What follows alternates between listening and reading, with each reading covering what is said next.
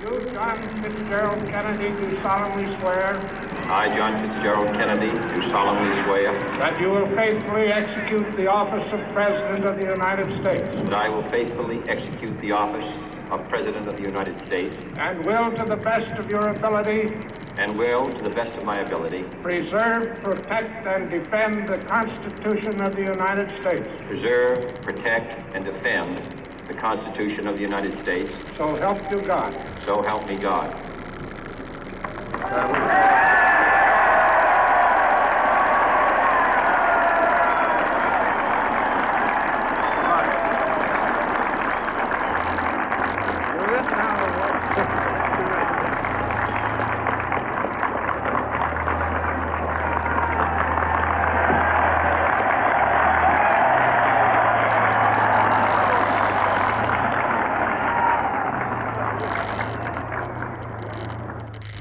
Vice President Johnson, Mr. Speaker, Mr. Chief Justice, President Eisenhower, Vice President Nixon, President Truman, Reverend clergy, fellow citizens.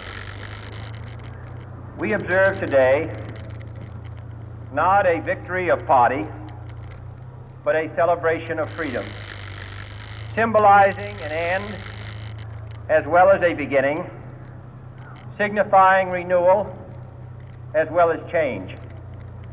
For I have sworn before you and Almighty God the same solemn oath our forebears prescribed nearly a century and 3/4 ago. The world is very different now, for man holds in his mortal hands the power to abolish all forms of human poverty and all forms of human life. And yet the same revolutionary beliefs for which our forebears fought are still at issue around the globe. The belief that the rights of man come not from the generosity of the state, but from the hand of God. We dare not forget today that we are the heirs of that first revolution. Let the word go forth from this time and place to friend and foe alike that the torch has been passed to a new generation of Americans born in this century, tempered by war, disciplined by a hard and bitter peace, proud of our ancient heritage, and unwilling to witness or permit the slow undoing of those human rights to which this nation has always been committed and to which we are committed today at home and around the world.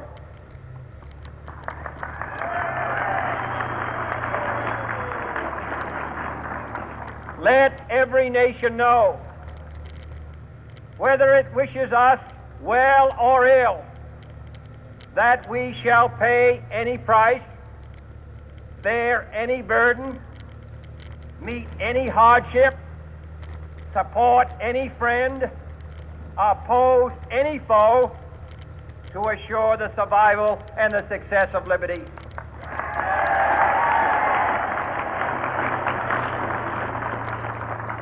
This much we pledge and more. To those old allies whose cultural and spiritual origins we share, we pledge the loyalty of faithful friends. United, there is little we cannot do in a host of cooperative ventures. Divided, there is little we can do, for we dare not meet a powerful challenge at odds and split asunder. To those new states whom we welcome to the ranks of the free, we pledge our word that one form of colonial control shall not have passed away, merely to be replaced by a far more iron tyranny. We shall not always expect to find them supporting our view, but we shall always hope to find them strongly supporting their own freedom, and to remember that in the past, those who foolishly sought power by riding the back of the tiger ended up inside.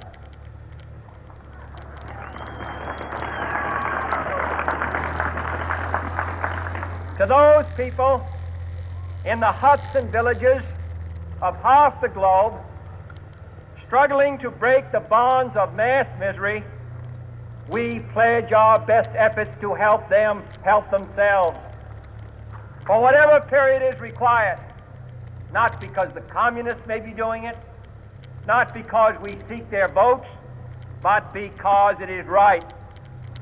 If a free society cannot help the many who are poor, it cannot save the few who are rich.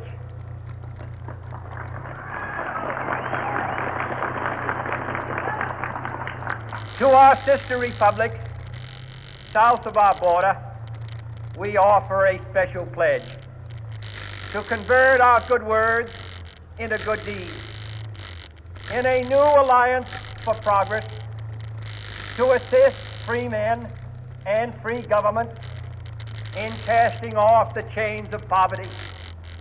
But this peaceful revolution of hope cannot become the prey of hostile powers.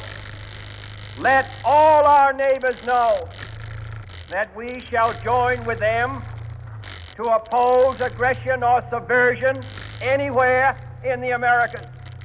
And let every other power know that this hemisphere intends to remain the master of its own house.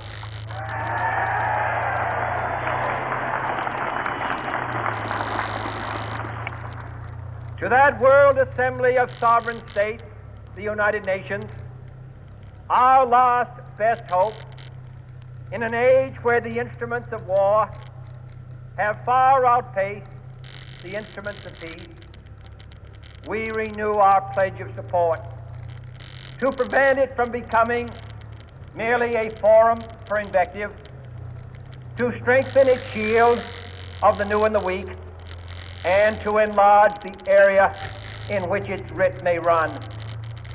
Finally, to those nations who would make themselves our adversary, we offer not a pledge, but a request that both sides begin anew the quest for peace. Before the dark powers of destruction, unleashed by science, engulf all humanity in planned or accidental self-destruction. We dare not tempt them with weakness, for only when our arms are sufficient beyond doubt can we be certain beyond doubt that they will never be employed.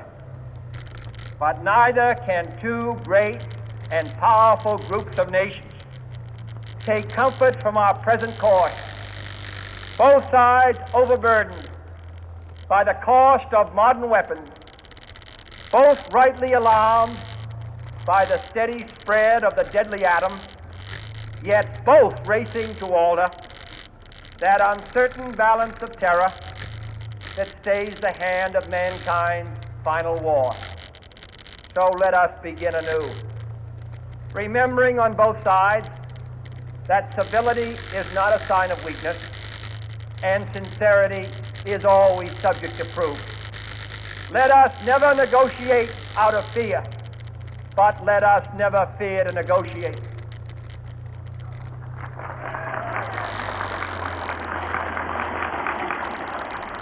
Let both sides explore what problems unite us, instead of belaboring those problems which divide us.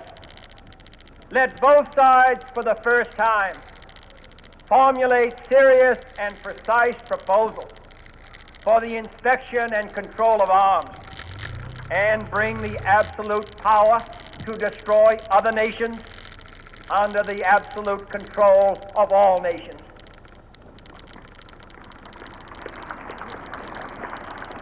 Let both sides seek to invoke the wonders of science instead of its terrors. Together, let us explore the stars, conquer the deserts, eradicate disease, tap the ocean depths, and encourage the arts and commerce.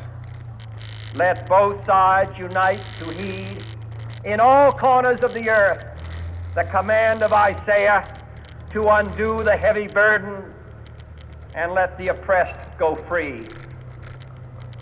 And if a beachhead of cooperation may push back the jungle of suspicion, let both sides join in creating a new endeavor, not a new balance of power, but a new world of law, where the strong are just and the weak secure and the peace preserved. All this will not be finished in the first 100 days, nor will it be finished in the first 1,000 days, nor in the life of this administration, nor even perhaps in our lifetime on this planet. But let us begin.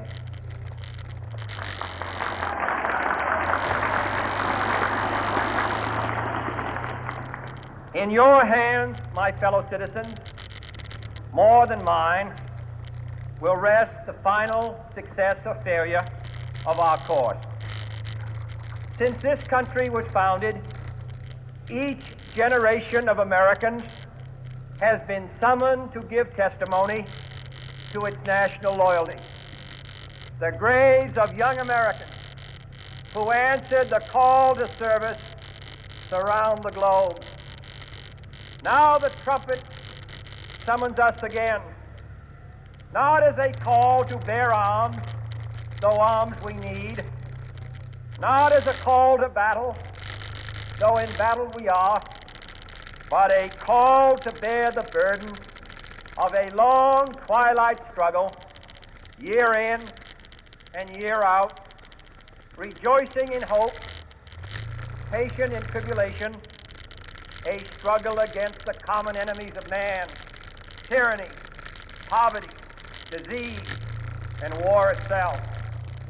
Can we forge against these enemies a grand and global alliance, north and south, east and west, that can assure a more fruitful life for all mankind? Will you join in that historic effort?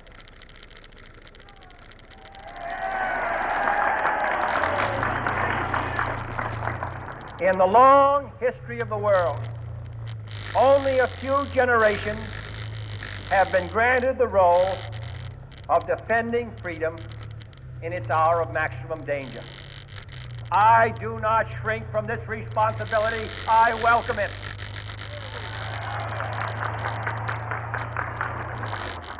I do not believe that any of us would exchange places with any other people or any other generation. The energy, the faith, the devotion which we bring to this endeavor will light our country and all who serve it. And the glow from that fire can truly light the world. And so, my fellow Americans, ask not what your country can do for you. Ask what you can do for your country.